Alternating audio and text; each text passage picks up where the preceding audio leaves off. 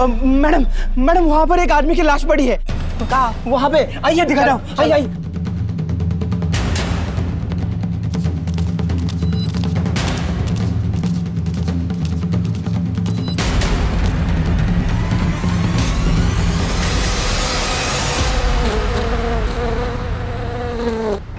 गुप्ता,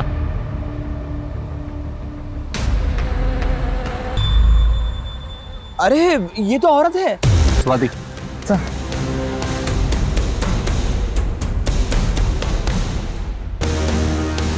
स्वाति, कोई ID proof मिला? नहीं सर, पूरी बॉडी चेक की लेकिन कुछ नहीं मिला। सर समझ नहीं आ रहा, आदमी के कपड़े पहने हैं और मांग में सिंदूर और गले में मंगलसूत्र है। पॉसिबल है कि ये खुद को छुपाने के लिए इसने ऐसा किया हो, या फिर कातिल से बचने के लिए।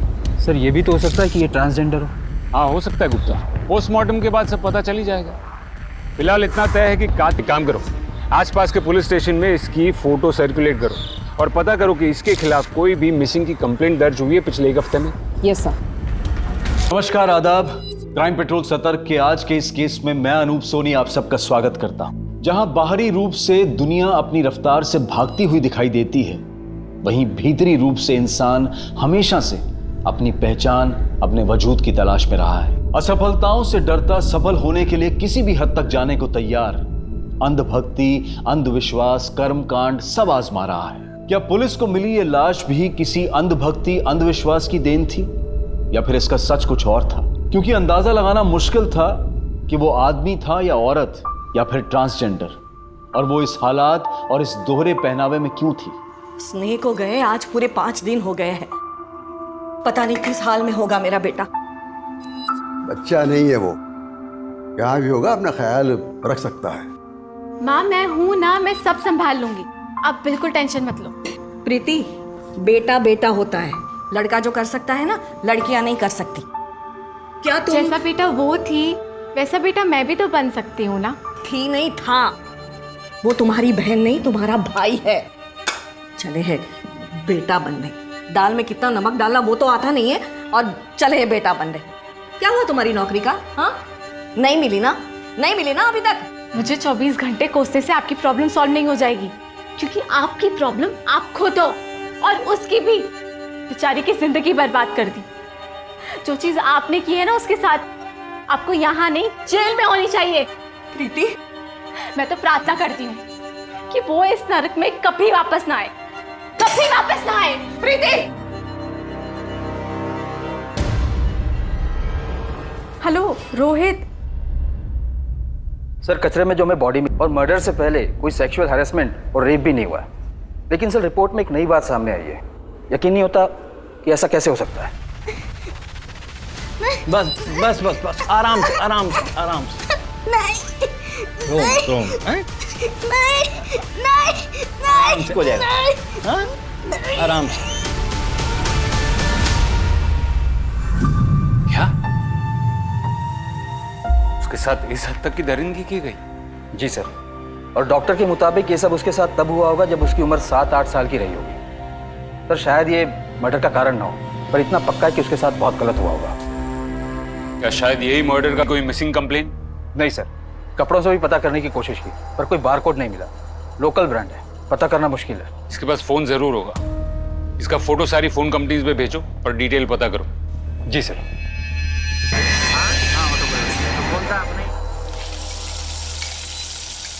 अंगद, तेरे लिए ऑमलेट बनाऊं या हाफ फ्राई? पापा आपको पता तो है मुझे हाफ फ्राई नहीं पसंद। पता है, लेकिन तुझे चिढ़ाने में ना मुझे बड़ा मजा आता। शक्ल देख अपनी। अच्छा पापा, वो स्कूल वाले ना हमको ट्रिप पे लेके जा रहे महाबलेश्वर, अच्छा, तो थोड़े पैसे मिलेंगे? बेटा जिस हिसाब से तेरे स्कूल वाले छुट्टियां देते हैं ना, उल्टा उन्हें मुझे पैसे देने चाहिए। मतलब आप पैसे नहीं देंगे? ठीक है फिर नहीं जाता। अरे यार, 2 मिनट में मुंह फुला लेता है, मजाक कर रहा था। अलमारी में रखे पैसे, जितने चाहिए ले ले। लेकिन कब जा रहे हो तुम लोग? कल सुबह। सर आपका फोन कंपनी वाला आइडिया सक्सेसफुल रहा। लड़की का नाम स्नेह यादव था, मुलुंड एरिया का है। ये देखिए सिम कार्ड की कॉपी। स्नेह यादव, मुलुंड। देखते हैं हमारे कितने सवालों के जवाब हमें यहाँ मिलते हैं। परसों शाम तक आ जाऊंगा। हाँ सुनो, एक तो अपना ख्याल रखना, और मुझे फोन करते रहना। ठीक है, बाय बाय।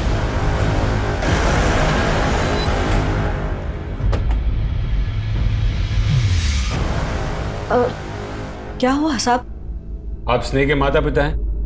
जी, पर ये क्यों पूछ रहे हैं आप लोग? स्नेह का किसी ने मर्डर कर दिया है। देखा, मैंने कहा था ना, कितना कहा था मेरा बेटा, मेरा स्नेह मुसीबत में है, आप जाइए पुलिस को बताइए। देखिए, हम आपका दुख समझ सकते हैं, लेकिन हमारे कुछ सवाल हैं जिनके जवाब आपको देने पड़ेंगे। स्नेह की पोस्टमार्टम रिपोर्ट के मुताबिक वो लड़का नहीं लड़की थी, और लड़की ही पैदा हुई थी, जबकि आप तो उसे बेटी नहीं बेटा कह रही हैं। क्योंकि साहब हमारे लिए वो बेटा ही थी। हमारे गुरुजी की इच्छा थी कि हम उसे बेटी नहीं बेटा माने, और एक बेटे की तरह ही पाल पोस कर बड़ा कर। आज मैं दाल बनाऊंगी, चावल बनाऊंगी, रोटी बनाऊंगी और सब्जी भी। तुम्हें सब्जी पसंद है ना? आज मैं तुम्हारी पसंद की सब्जी बनाऊंगी। और आपके गुरुजी की ऐसी इच्छा क्यों थी? क्योंकि वो स्नेह का भला चाहते थे। उन्होंने हमें बताया कि स्नेह उसके पिछले जन्म में लड़का था, और अकस्मात मृत्यु की वजह से वो उस जन्म के काम पूरे नहीं कर पाया था ना, इसलिए इस जन्म में उसे लड़का बनकर ही वो सारे काम पूरे करने होंगे। क्या? हाँ इंस्पेक्टर साहब, इसी तरह से हमें भविष्य में संतान के रूप में पुत्र की प्राप्ति होगी। तो फिर हुई पुत्र प्राप्ति?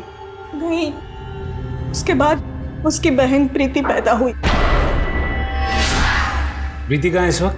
वो अपनी सहेली के यहाँ गई है। स्नेह की बॉडी जब हमें मिली तब उसके माथे पर सिंदूर और गले में मंगलसूत्र था, जबकि आप तो उसे अपना बेटा कह रही। अरे आप ये क्या बोल रहे हैं साहब? ऐसा मत कहिए, अनर्थ हो जाएगा। देखिए ना ये क्या हो रहा है, ये सब ये क्या बोल रहे हैं? यही क्या, माँ बाप नहीं हैवान? अरे जिसे भगवान ने लड़की बनाया उसे जबरदस्ती लड़का बना रहे थे तुम। कितने साल की थी जब उसका ऑपरेशन करवाया? तब 8 साल की थी। हो जाएगा आराम से। तुम लोग जिसे जबरदस्ती बेटा बनाने की कोशिश कर रहे थे, उसने बिना बताए शादी कर, इसलिए उसका मर्डर कर दिया है ना? इंस्पेक्टर साहब, मैं तो अपने पैरों पर खड़ा तक नहीं हो सकता, मैं मर्डर करूंगा? स्नेह कुछ काम करती थी, कोई नौकरी वगैरह? हाँ सर, वो स्पीड अप कुरियर कंपनी में काम करता था। ये था करना बंद करो, समझे? आखिरी बार कब देखी थी वो? 5 दिन पहले। क्या हुआ बेटा? क्या हुआ? अरे स्नेह, ऐसे लड़का होकर लड़कियों की तरह रो रहा है। क्या हुआ? कुछ नहीं, वो दोस्तों के साथ थोड़ी अनबन हो गई थी। अगले दिन सुबह वो मुझे बोलकर निकली कि वो 3-4 दिन के लिए शहर से बाहर जा रही है। पर साहब, आपको पक्का यकीन है कि उसने शादी कर ली थी? पक्का तो नहीं, और मंगलसूत्र और सिंदूर देखकर तो यही लगता है। प्रीति वापस आ जाए तो उसे पुलिस स्टेशन भेज देना क्वेश्चनिंग के लिए, और हाँ, जरूरत पड़ी तो हम फिर से आएंगे।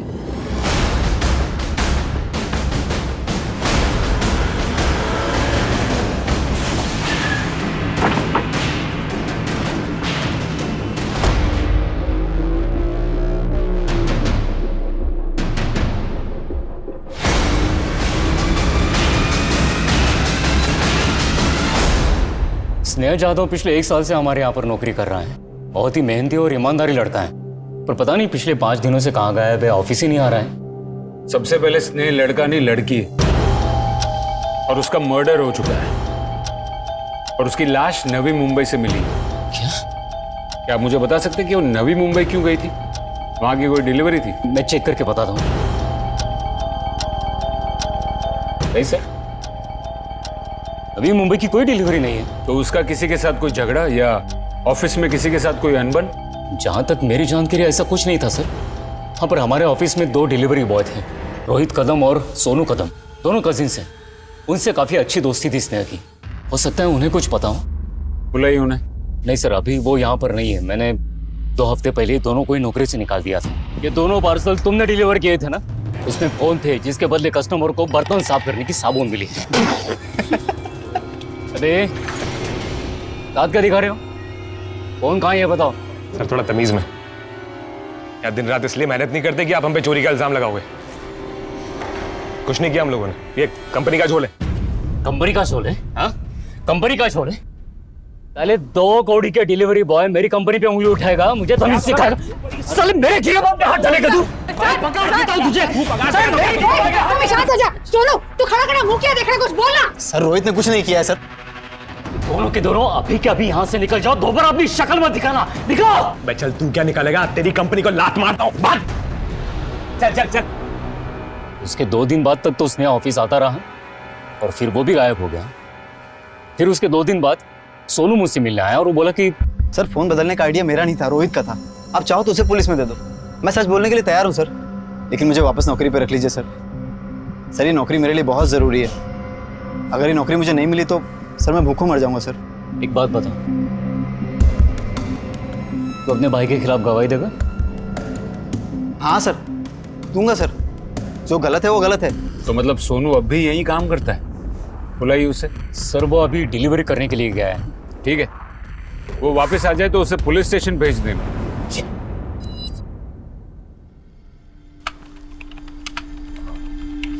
Yes sir. एक रूम चाहिए था। सर आपकी फैमिली कहाँ है? फैमिली तो साथ नहीं है। सर आपकी उम्र 18 साल से कम है और 18 साल से तो देखिए ना मैडम, देखिए चलता है आजकल ये सब, है ना?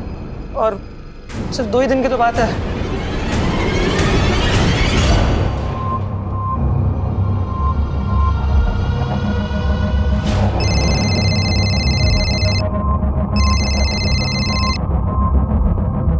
हेलो, हाँ पापा, मैं ठीक हूँ, पहुँच गया। हाँ, बहुत मजा आ रहा है। हम सब 2 साथ में ही हैं। हाँ, खाना खा लूंगा पापा। हाँ, ओके ओके, बाय।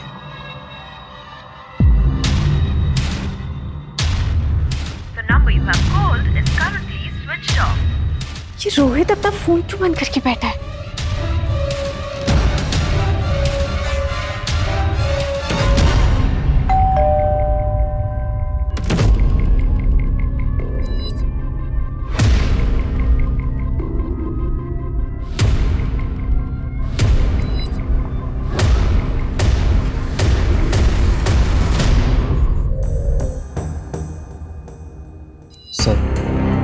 सर मैं तो कभी सोच भी नहीं सकता सर कि मेरे किसी जानने वाले का मर्डर हो सकता है। अच्छा, ये बात है। तो अब पता चल गया ना कि मर्डर हो सकता है। चल बता, अगर तूने मर्डर नहीं किया तो कौन कर सकता है? सर रोहित। सर रोहित कर सकता है। रोहित तेरा चचेरा भाई? एक बात बता, तू बचपन से ही सारे इल्जाम उस पर डालते आया है या ये नया शुरू किया है? तूने कुरियर कंपनी की नौकरी भी ऐसे ही वापस ली ना? नहीं सर, सर मैं इल्जाम नहीं लगा रहा हूँ, मैं सच कह रहा हूँ। मर्डर कर सकता है ये इल्जाम ही हुआ। वजह बता, वो स्नेह का मर्डर क्यों करेगा? चल चल चल बोल। सर नौकरी से निकाले जाने के बाद मैं और रोहित बहुत दुखी थे। तब स्नेह हमारा मूड ठीक करने के लिए हमें चाइनीज बाखड़ा ले गया। क्यों टेंशन ले रहा है?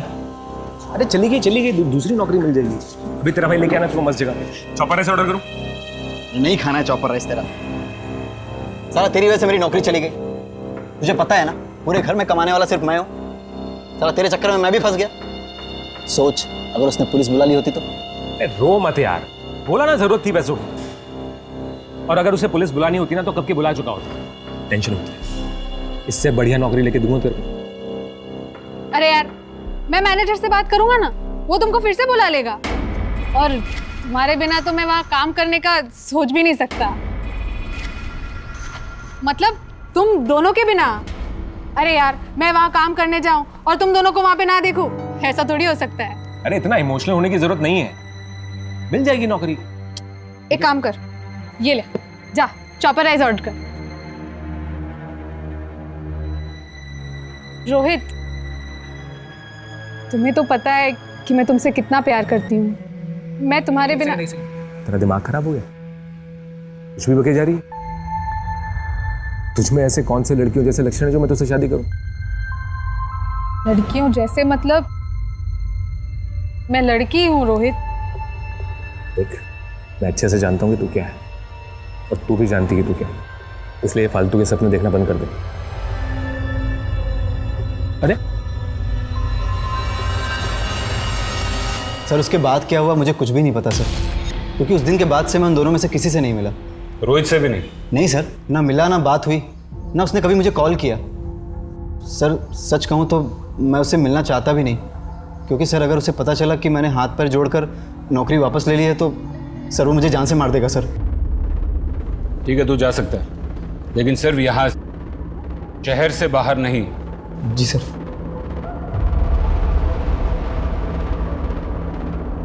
सर आपको क्या लगता है ये सच बोल रहा है? अगर सभी लोग इतनी आसानी से सच बोलने लगे तो अपना काम आसान नहीं हो जाएगा। सर रोहित का फोन पिछले 4 दिनों से स्विच ऑफ है। कॉल लोकेशंस के मुताबिक रोहित और सोनू पिछले 7 दिनों से मुलुंड में ही है। सर दोनों भाइयों के बीच पिछले 7 दिनों में फोन पर कोई बात नहीं हुई। और स्नेह? सर उसके कॉल रिकॉर्ड्स के मुताबिक उसकी आखिरी बात एक पंडित से हुई। पंडित? बुलाओ उसे। ये लड़का कुछ भी बकवास किए जा रहा है और आप चुपचाप खड़े क्यों हो? कुछ बोलते क्यों नहीं इसे? साहब आपने मुझे यहाँ क्यों बुलाया? क्योंकि 15 जुलाई की शाम को 6:30 बजे स्नेह यादव का मर्डर हुआ। उससे पहले उसने आखिरी कॉल तुम्हें ही किया था। क्यों किया था फोन उसने? उसने मुझे फोन इसीलिए किया था क्योंकि उसे शादी करवानी थी। इस शहर में बाकी और भी पंडित हैं जो शादी ब्याह करवाते हैं। उसने तुम्हें ही क्यों फोन किया और उसे नंबर कहाँ से मिला? अब साहब ये मैं कैसे बता सकता हूँ, लेकिन हाँ इतना बता सकता हूँ कि वो शादी कराने के लिए आने वाली थी पर आई नहीं, और वो अपनी नहीं अपनी बहन प्रीति की शादी कराने वाली थी।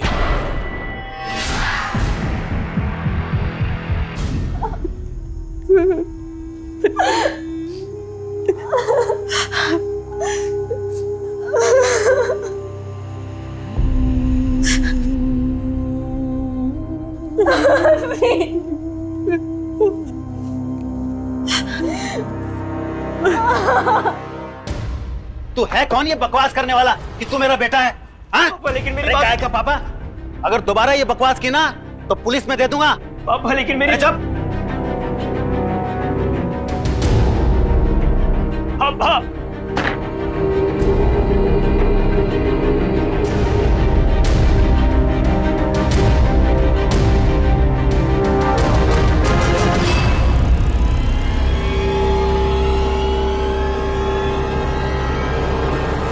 सॉरी सर, मैं मानती हूँ कि मुझे पहले आना चाहिए था, लेकिन स्नेह के अंतिम संस्कार की वजह से। अच्छा एक बात बताओ, तुम दोनों बहनों का रिश्ता कैसा था? उसमें बनती थी या? वैसे तो रिश्ता बहनों जैसा ही होना चाहिए था, लेकिन जिस तरह से मेरे बाप ने उसे पाला पोसा, मुझे कभी समझ में ही नहीं आया कि वो मेरा भाई था या मेरी बहन। यहाँ तक कि हर साल मेरी माँ ने मुझसे स्नेह को राखी तक बंधवाई।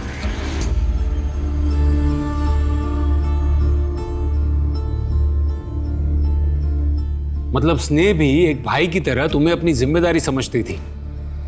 शायद इसलिए वो पंडित से तुम्हारी शादी करवाने की बात कर रही थी। शादी? सर मेरी शादी की कभी बात ही नहीं हुई, और वो ऐसा क्यों करेगी? प्रीति जी ये तो आप हमें बताएंगी, क्योंकि आपकी फैमिली में जो चल रहा था वो नॉर्मल नहीं था। सर मैं नहीं जानती कि वो क्या कर रही थी और क्यों कर रही थी। प्रीति जी कॉल रिकॉर्ड्स हैं आपके हमारे पास। हर दूसरा कॉल आपने रोहित को किया। इसका मतलब साफ है कि दोनों बहनें एक ही लड़के को पसंद करती थी और इसीलिए तुमने स्नेह का मर्डर किया। मैंने कुछ नहीं किया है सर। तुम रोहित को कैसे जानती हो? देखो सच बोलो, ये तो हमारे पास और भी तरीके हैं। सर मैं सच बोल रही हूँ, मैंने स्नेह को नहीं मारा है। रोहित और सोनू को मैं इसलिए जानती हूँ क्योंकि वो उसके साथ काम करते थे और वो उसके दोस्त हैं, और मैं रोहित को सिर्फ इसलिए कॉल कर रही थी क्योंकि घर से जाते हुए स्नेह ने कुछ ऐसी बात कही थी जो मुझे आज तक नहीं समझ आई।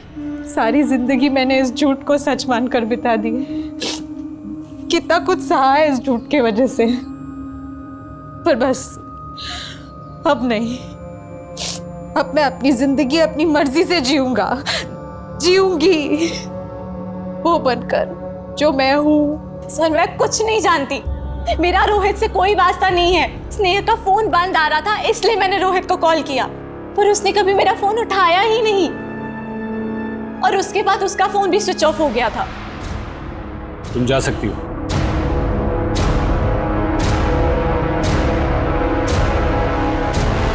तो मैं अच्छी तरह जानता हूँ आप ही मेरे पापा हो, और आपको भी बात पता है कि मैं आपका बेटा हूँ। मुझे इस तरह इग्नोर नहीं कर सकते आप।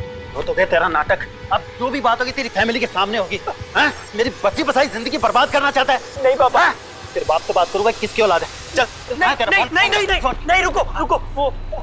अभी क्या हुआ? अभी हो गया सारा नाटक। चल उसके सामने बात करूंगा तेरे से। चल चल।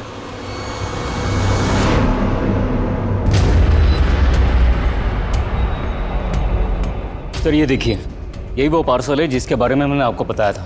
इस पे केयर ऑफ स्नेहा जाधव लिखा है और पार्सल प्रीति जाधव के नाम से।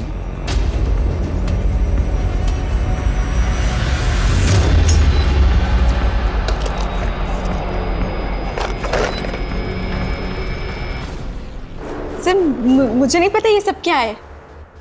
मैं नहीं जानती कि ये पार्सल किसने भेजा है। देखो प्रीति, तुम फिर से झूठ बोल रही हो। सर मैं सच कह रही हूँ, मैं नहीं जानती कि ये पार्सल किसने भेजा है और क्यों भेजा है। रात भर हवालात में रखो, सुबह तक सब सच बोलेगी। सर आप मेरी बात मानिए, मैं सच कह रही हूँ। गुप्ता, ज्वेलरी भेजने वाले का एड्रेस फेक है, लेकिन ज्वेलर तो असली होगा ना। पता करो कि ये कहाँ से खरीदी गई है। इस केस में मिलता हर क्लू हमें डेड एंड पर लेकर आता है। सही हाथ पे हाथ धरे बैठे रहोगे क्या? मेरा बेटा मर गया, उसका खून हो गया है और मेरी बेटी उसके भाई के ही खून के इल्जाम में जेल में। कुछ सुनाई नहीं देता क्या तुम्हें?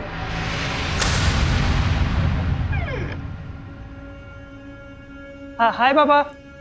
अरे ट्रिप में बहुत मजा आया, पूरा थक गया हूँ पापा, तो अब फ्रेश होके मिलता हूँ। हाँ जी। कहाँ गया था तू? महाबलेश्वर। बताया तो था आपको पापा, दोस्तों के साथ स्कूल ट्रिप थी ना, तो इसलिए। क्या हुआ पापा? झूठ बोल रहा है। नहीं, तेरे जाने के बाद तेरे दोस्त यहाँ घर पे तुझसे मिलने आए थे। उन्होंने बताया स्कूल की तरफ से कोई ट्रिप नहीं था। झूठ बोल रहा है। एक मिनट। नहीं तो पापा नहीं। बाप से झूठ बोलेगा। बता कहाँ गया था? पापा बता झूठ बोलेगा। मत मारो। कहाँ गया था? बता। छोड़ दीजिए साहब, बच्चा है। हट। बता दो पापा। मैं तेरी तो पापा एक मिनट। ये लेटर आया था पापा। दिखा क्या लेटर आया था पापा, इसलिए गया था मैं। झूठा लेटर आया था।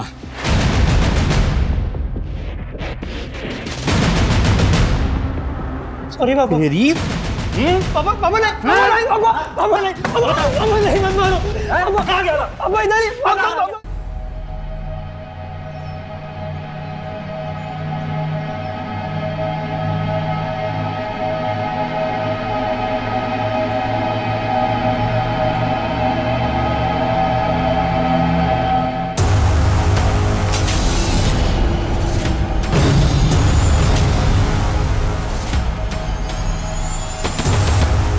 एक तरफ जहां पुलिस स्नेहा जाधव की हत्या के मामले से उलझ रही थी, वहीं दूसरी तरफ पुलिस के सामने एक दोहरी हत्या का मामला भी आता है।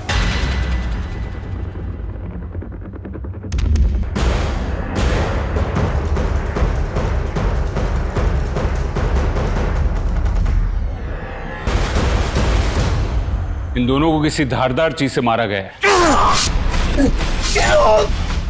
और हो ना हो जिसने मर्डर किया है, ये दोनों उसे बराबर जानते थे। दरवाजे पर कोई भी फोर्स्ड एंट्री के निशान नहीं है। जब मर्डर से तब तुम कहाँ थे? साहब हम अपने घर पे थे। मैं यहाँ दिन में नौकरी करता हूँ, शाम को अपने घर चला जाता हूँ।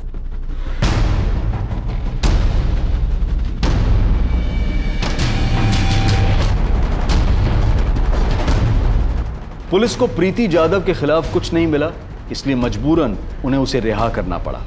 सुधीर चौहान और अंगद चौहान के कॉल रिकॉर्ड्स और मोबाइल लोकेशन खंगाली गई और आखिरकार अंगद की मोबाइल लोकेशन की मदद से उन्हें सूरत के उस होटल के बारे में पता चला जहां अंगद चौहान 2 दिन तक रुका था। इस लड़के को देखा है यहाँ? मैडम ये लड़का यहाँ 2 दिन रुका था और बकोली में 22 नंबर मकान के लिए पूछ रहा था। मैडम ये लड़का बेवकूफ़ है। एक दिन अचानक हमारे घर में आया और कहने लगा कि मेरे पति इसके पिता हैं। हमारी जिंदगी का तो सुकून छीन लिया इस लड़के ने। मैडम ये सब झूठ है।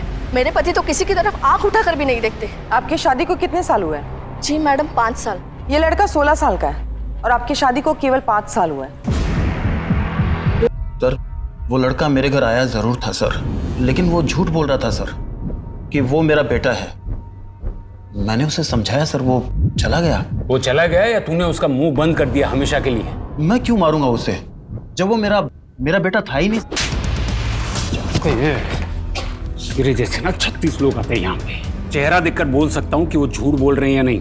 तो प्लीज छोड़िए सर, मैं बताता हूँ सब कुछ सच है सर। 14 साल पहले मेरा 2 साल का बेटा किडनैप हो गया था सर।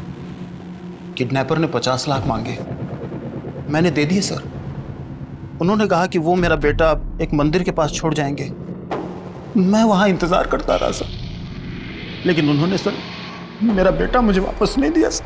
तुम्हें तुम्हारा बेटा वापस मिल जाता अगर तुम पुलिस के पास जाते तो। सर मैं बहुत घबरा गया था सर। इतना कि बच्चा और पैसा दोनों जाने के बावजूद तुमने रिपोर्ट नहीं लिखवाई, दूसरी शादी कर ली, और फिर एक दिन वो बच्चा तुम्हारे सामने आकर खड़ा हो गया और तुम डर गए और तुमने अपने हाथों से उसका खून कर दिया। सर नहीं मारा मैंने उसको सर, वो जब मेरे सामने आया तो मैं पहचान गया सर। सर इतने सालों में मैं मान चुका था कि वो वापस नहीं आएगा, यही मेरी किस्मत है। फिर कुछ सालों बाद उसकी माँ को हार्ट अटैक आया सर, वो भी गुजर गई। फिर मैंने सर दूसरी शादी की। मैंने मेरी दूसरी पत्नी को अपने पास्ट के बारे में नहीं बताया सर, और अब मैं घबरा गया था कि अगर अब उसे पता चलेगा तो शायद मेरी गृहस्थी खराब ना हो जाए सर। और घर टूटने के डर से तूने सुधीर और अपने बेटे दोनों का मर्डर कर दिया। एक बात बता, ये सुधीर वही है ना जिसने तेरे बेटे को किडनैप किया था? सर मैं बताता हूँ सर मैं उसका पीछा करते करते मुंबई आया जरूर था सर, लेकिन जैसे ही मैं उसके घर के पास पहुंचा सर, तो मैंने एक आदमी को खून से सने हुए उसके घर से निकलते हुए देखा सर। कौन था वो आदमी? वो तो मुझे नहीं मालूम सर। रात भर बिठा के रखो, शायद सुबह तक उसकी शक्ल भी याद आ जाए। सर सुनिए मेरी बात सर, मैंने कुछ नहीं किया है सर। सुधीर चौहान और अंगद चौहान की हत्या में श्याम सिंह पुलिस के लिए अहम सस्पेक्ट था, लेकिन उन्हें बिल्कुल भी अंदाजा नहीं था कि उनके लिए अनसुलझी पहेली बना स्नेह जाधव मर्डर केस इससे किसी भी तरह से जुड़ा हो सकता है और एक सिरे को दूसरे सिरे से जोड़ा जा सकता है। मुझे सुधीर चौहान, अंगद चौहान के अतीत के बारे में सारी डिटेल्स चाहिए। शाम के भी पास्ट और प्रेजेंट सब कुछ चेक कर। यस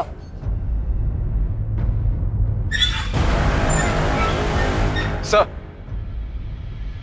सर प्रीति के नाम आए पार्सल में जो ज्वेलरी वो माटुंगा के श्याम ज्वेलर के यहाँ से खरीदी गई। उसने गहने पहचान लिए और गहने खरीदने वाला और कोई नहीं बल्कि रोहित ही है। फिर ये रोहित है कहाँ?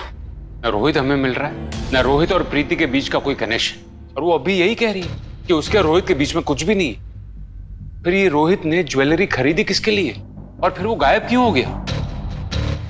क्या गुप्ता कहीं ऐसा तो नहीं कि कोई तीसरा है जो हमें जानबूझकर गुमराह करने की कोशिश कर रहा है? अपने खबरियों को काम पर लगाओ, जो किसी भी हाल में रोहित चाहिए। सर 20 साल पहले जिस डॉक्टर ने इलीगल तरीके से स्नेह का ऑपरेशन किया था वो ट्रैक हो गया। दादर जेल में पिछले 3 साल से सजा काट रहा है, ऐसे इलीगल ऑपरेशन के चार्जेस में। जब हमने उससे बात की तो पता चला कि स्नेह का असली बाप विष्णु यादव नहीं है। तो कौन है? सुधीर चौहान। क्या? हाँ सर, और हमने सुधीर चौहान का कॉल रिकॉर्ड्स निकलवाए। ये देखिए उसके कॉल रिकॉर्ड्स। जब हमने चेक किए तो क्या नहीं।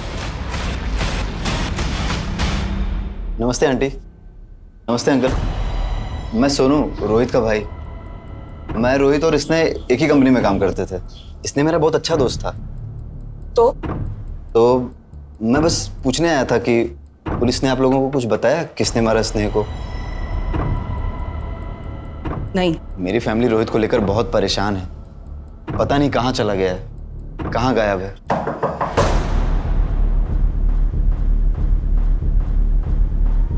तू यहाँ क्या कर रहा है? सर मैं बस हालचाल पूछने आया था। मैं निकल ही रहा हूँ सर। आखिरकार हमने पता लगा ही दिया कि 15 साल पहले एक 8 साल की बच्ची के साथ गैर कानूनी ऑपरेशन किसने किया था और क्यों करवाया था, जिससे हमें यह भी पता लगा कि आपका एक नहीं 3 मर्डर के साथ वास्ता हो सकता है। स्नेह को अपने पिता के बारे में क्या पता था और आपका और सुधीर चौहान का क्या वास्ता था, यह आपको हमें पहले ही बता देना चाहिए था, क्योंकि हो सकता है कि स्नेह के मर्डर के साथ सुधीर के मर्डर का भी कनेक्शन हो। सुधीर मर गया? अरे ये कितनी बार समझाया, ये सब चीजें तेरे मतलब की नहीं है। समझ में क्यों नहीं आता तुझे? हाँ?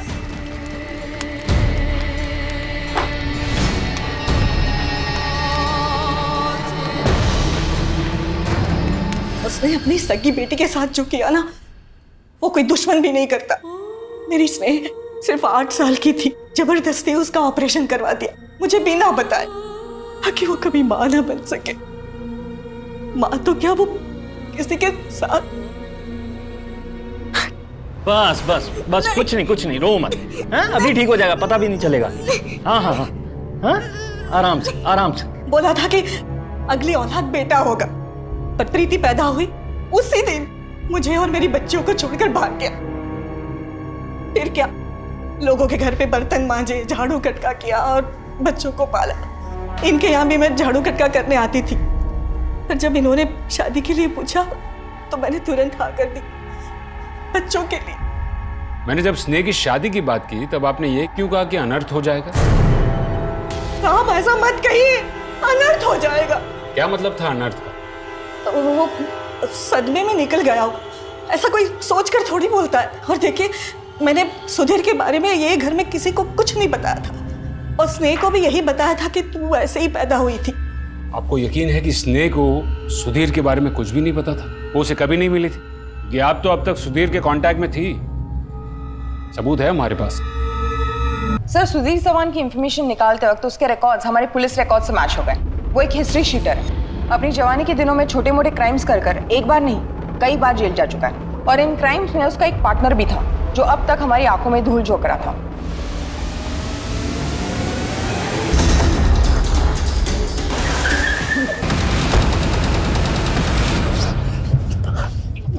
अरे सर आप मुझे ये यहाँ क्यों लग रहा है? मैंने तो आपकी इतनी मदद की थी। पूरी मदद नहीं की थी, पूरा सच नहीं बोला था। जैसे कि स्नेह के बाप के साथ तूने ऐसा किया क्यों? कैसे मारा उसे? क्यों मारा उन दोनों को? तूने स्नेह को पहले इसलिए मार दिया ना ताकि तेरे प्लान के बारे में किसी को पता ना चले। मैंने स्नेह को नहीं मारा है सर। अब की बार जरा सा भी झूठ बोला या कुछ भी छुपाया ना, मां कसम तुझे तोड़ के रख देंगे। गवाह है हमारे पास जिसने तुझे उस दिन भागते हुए देखा था।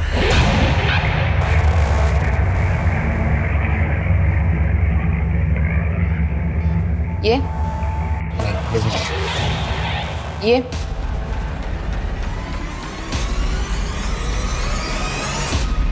सुधीर के घर से मिले तेरे जूतों के निशान से यह साबित होता है कि दोनों मर्डर तूने ही किए हैं। अब बता क्यों और कैसे? जवान साला धोखेबाज निकला। बोला था जेल से बाहर आऊंगा तो मिलेगा मुझे, साले ने शक्ल भी नहीं दिखाई।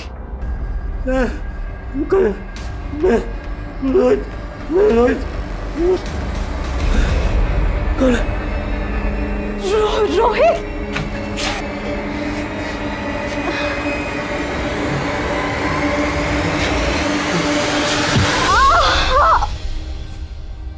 जब मैं जेल से बाहर आया तो तब वो गायब हो चुका था।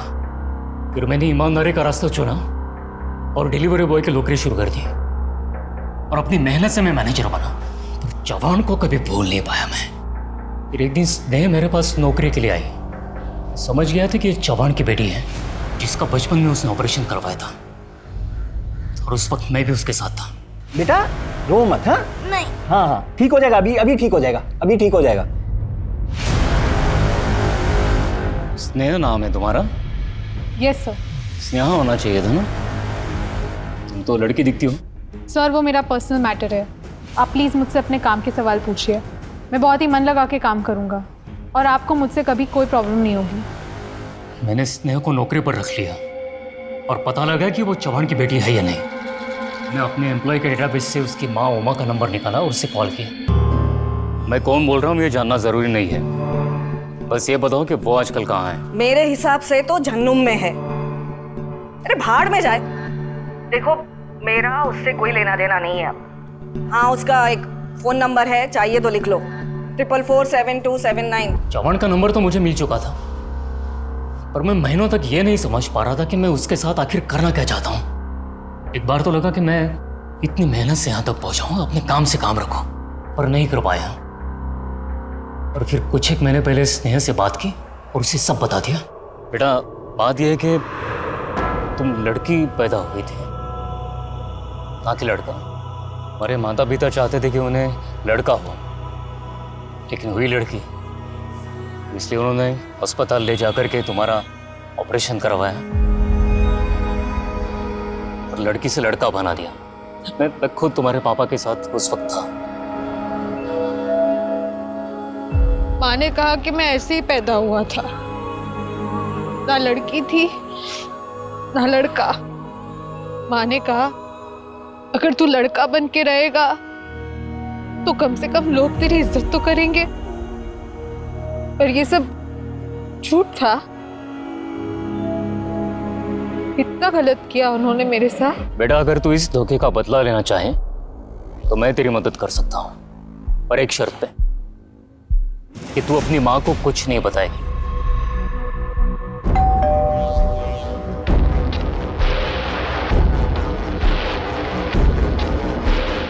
सर, आपका पार्सल। अरे अंगद। जी पापा। तुम्हारा पार्सल आया भाई। आया। साइन दो, ये लो, साइन कर लो, ले लो। अंगद, ये तुम्हारा असली बाप नहीं है। तुम्हारा असली बाप सूरत में, उसका नाम श्याम सिंह है।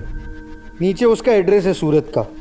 अगर तुम्हें कोई शक है या कुछ पूछना हो तो मुझे इस नंबर पे फ़ोन करो, 4488221212। जवान बहुत चालाक आदमी था। मैं जानता था बहुत जल्दी उसे सब पता चल जाएगा और वो मुझ तक पहुंच जाएगा।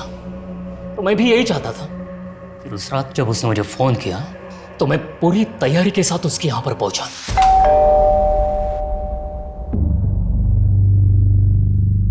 आजा, कुछ बात करनी है तुझसे।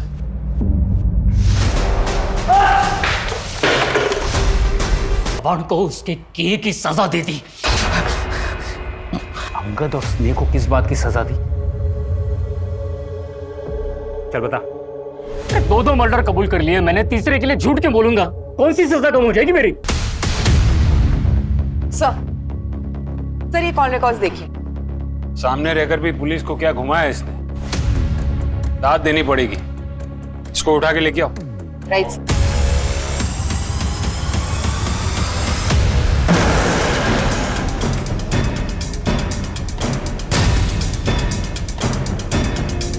आ जाओ।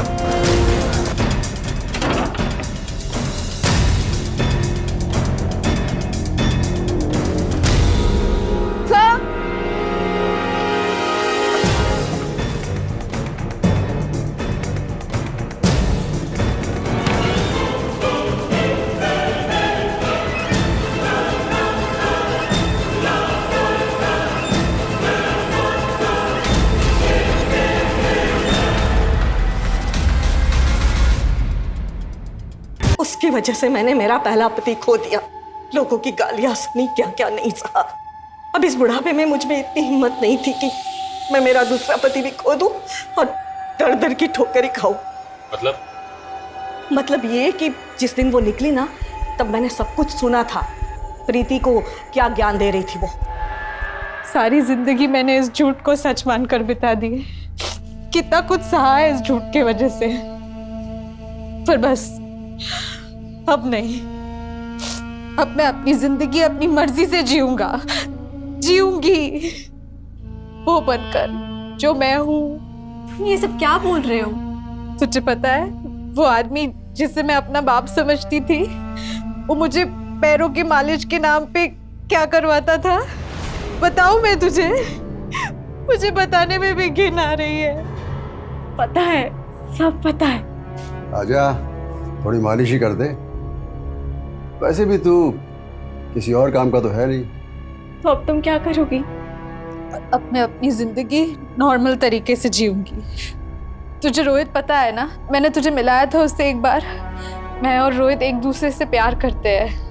हालांकि हम अलग होने वाले थे क्योंकि रोहित की फैमिली मुझे ऐसे कभी एक्सेप्ट नहीं करती। पर अब रोहित भी प्यार करने लगा है मुझसे और वो मेरे लिए डॉक्टर ढूंढ रहा है जो मेरा इलाज कर सके ताकि मैं आगे जाके माँ बन सकूं। और वो मुझे डॉक्टर ही नहीं, पुलिस स्टेशन भी लेके जाने वाला है ताकि वो आदमी जिसे आज तक मैं अपना बाप समझती थी, उसे अपने किए की सज़ा मिले।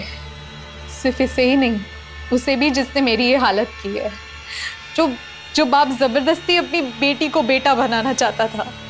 पर अभी तुम कहाँ जा रही हो? मैं अभी नवी मुंबई जा रही हूँ।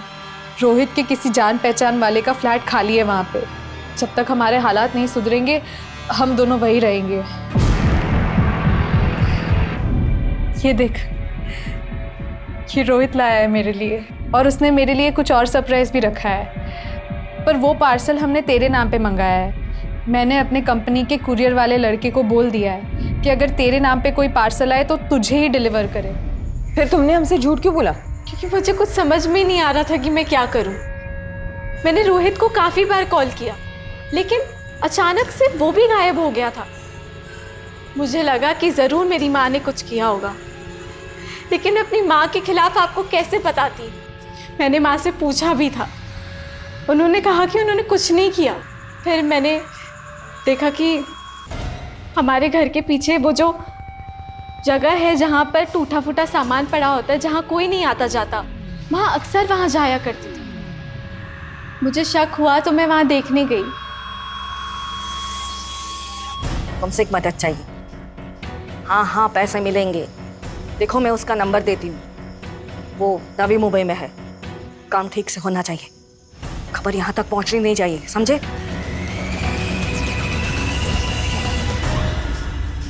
क्यों मिलना चाहते थे मुझसे, और क्या जानते हो विष्णु जाधव के बारे में? बताता हूँ।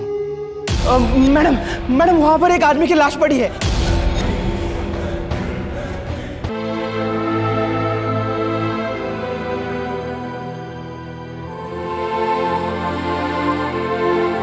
स्नेहा जैसी किसी इंसान की कहानी सामने आती है तो तरक्की और आधुनिकता के मुंह पर कालिक पुज जाती है। उमा जाधव के पहले पति सुधीर चौहान का पुत्र के लिए मोह पहली दस्तक थी, और दूसरी तब जब उसने स्नेहा को लड़का बनाने की कोशिश की। उमा ने यह दस्तक अनसुनी की थी और स्नेहा को अपनी जान देकर इस लापरवाही और उमा के स्वार्थी होने की कीमत चुकानी पड़ी। स्नेहा की इस कहानी से हर माँ बाप को सबक लेना चाहिए कि बच्चों को गुलाम, अपनी इच्छाओं की पूर्ति करने वाले रोबोट और तानाशाही चलाने की जागीर ना समझें। साथ ही स्नेहा की यह दर्दनाक कहानी हमें यह सीख भी देती है कि चाहे वो कोई भी हो, गैर वाजिब मांगे पूरी नहीं की जा सकती। अब मैं अनूप सोनी आपसे विदा लेता हूं, फिर मुलाकात होगी क्राइम पेट्रोल सतर्क में एक और नए केस के साथ। तब तक अपना और अपने परिवार का ख्याल रखें, सतर्क रहें, सुरक्षित रहें और देखते रहें क्राइम पेट्रोल सतर्क। जय हिंद।